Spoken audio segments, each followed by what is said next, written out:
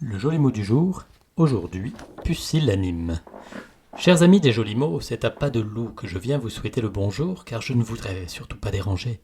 Aujourd'hui, nous allons nous intéresser à un mot qui frissonne, qui hésite, qui transpire de la peau, mais qui regarde autour de lui avant d'oser sortir un son.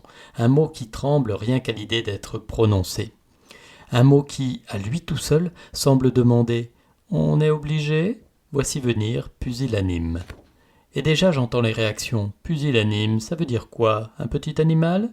Un cousin du poussin? Un mini lapin? Un Pokémon timide? Non, rien à voir avec le bestiaire. Quoique, vous allez voir, le caractère n'en est pas très éloigné. Comme toujours, étymologie d'abord, mes petites créatures du lexique.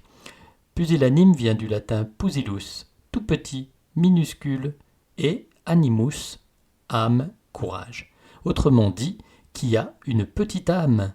Alors pas au sens mystique, au sens plutôt de courage microscopique, une âme au format mini-dose, un courage sous forme d'échantillon gratuit.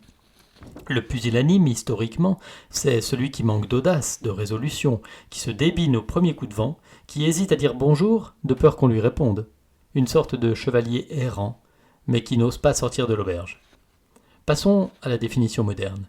Un pusillanime, c'est quelqu'un qui manque de courage, de cœur, d'assurance, bref, tout le contraire du téméraire, à des lieues du chevalier Bayard qui, on le sait, était sans peur et sans reproche. Le pusillanime, lui, est le genre de personne qui, devant une porte automatique, attend qu'elle s'ouvre toute seule pour ne pas avoir à forcer le destin. Exemple, il était si pusillanime qu'il n'osait pas dire non à son chat.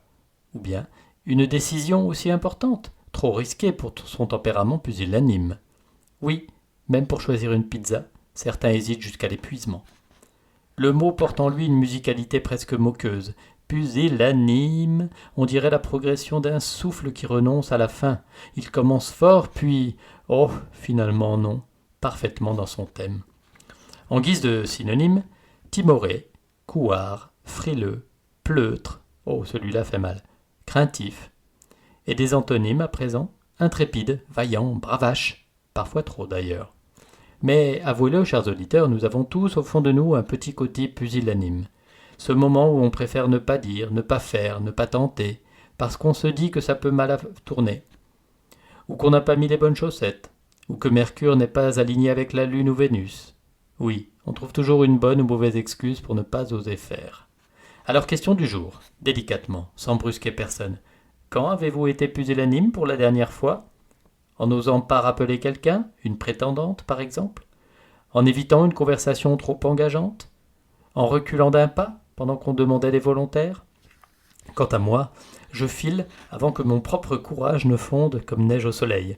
Après tout, je tiens à rester votre chroniqueur préféré et non votre pusillanime attitré.